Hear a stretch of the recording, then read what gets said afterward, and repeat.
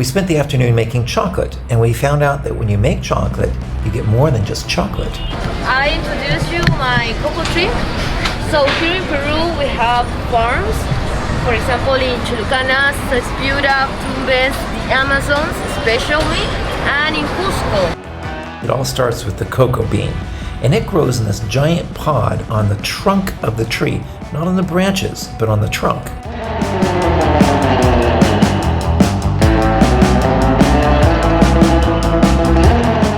The first step in chocolate making after the beans have been harvested and delivered is sorting the beans. But I think this is not quite what our instructor had in mind.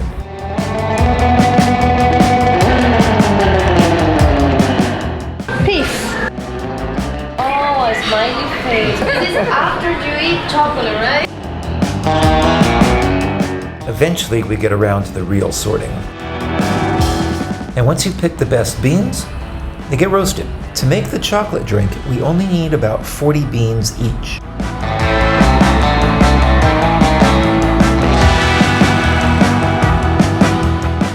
Do they roast typically in a clay, in this kind of clay?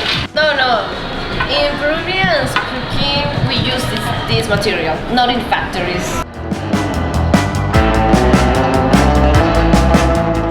Oh my god, it smells so good.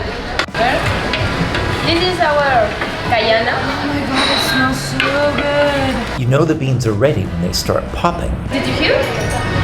Those are little pops. You heard the pop? Yeah. Oh, I'm just too busy smelling. I don't hear pops either. It's the crack. The crack. Like a crack?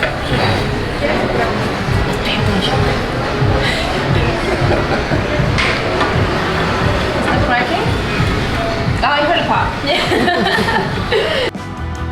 How do you know when it's ready? Roasting is complete when the beans peel easily. It's hot, so you need to be very careful, okay? Like this. Okay, so they're ready.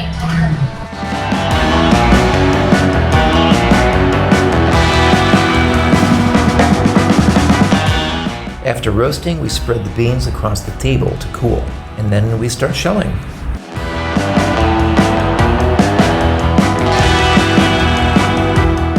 It smells so good. It smells like chocolate. I don't know how to get this off. Just twisting this will work for me.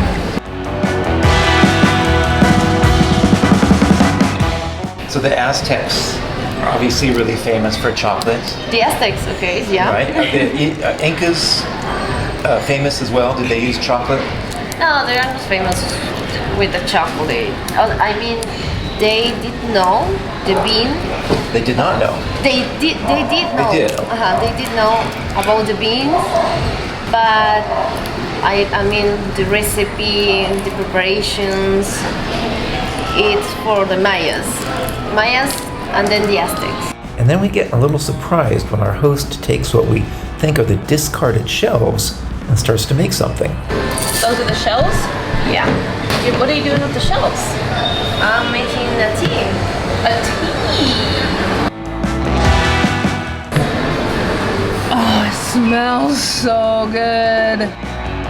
Oh my gosh, that smells delightful. Could live with a family of Peruvian cocoa farmers.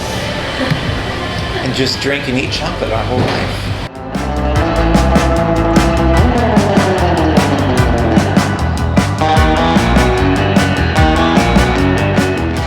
Cheers. Oh, I love that. This is really good. And it's just from the shells. Just for the shells. And now the grinding, what was literally slave labor.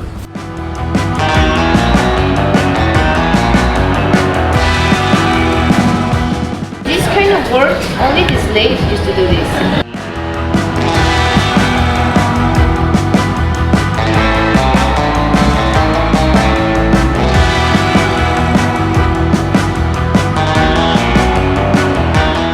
We have to grind this until the butter gets released from the bean, and that creates the moisture and it makes it stick to... And I did it first. And Kim is the sticky winner. Yeah.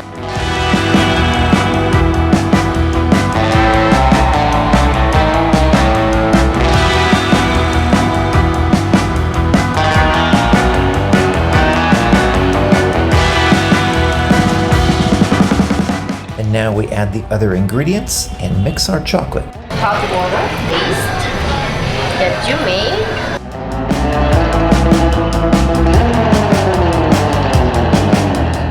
We need honey. 1 and 2. Well, this is chili flakes. Mix it with my molinillo.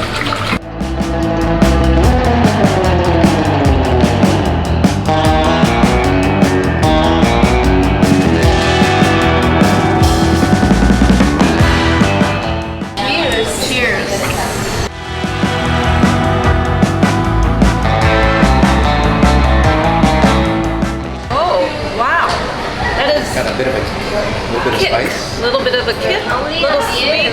Right? It's the honey makes it very interesting.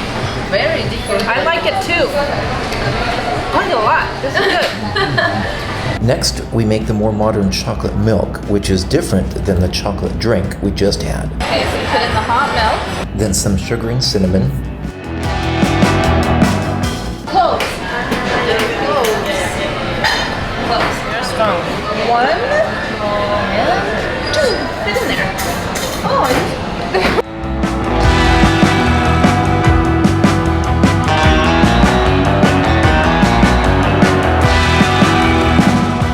no bubbles yet.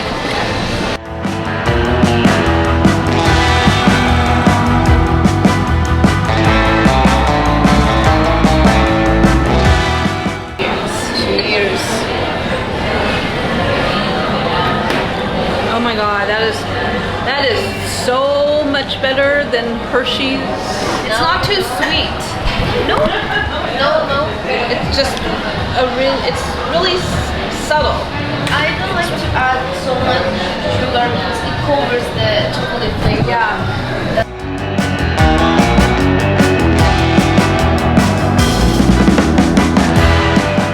If you want to make a chocolate bar, you need more or less 150 beans. Introduce your toppings.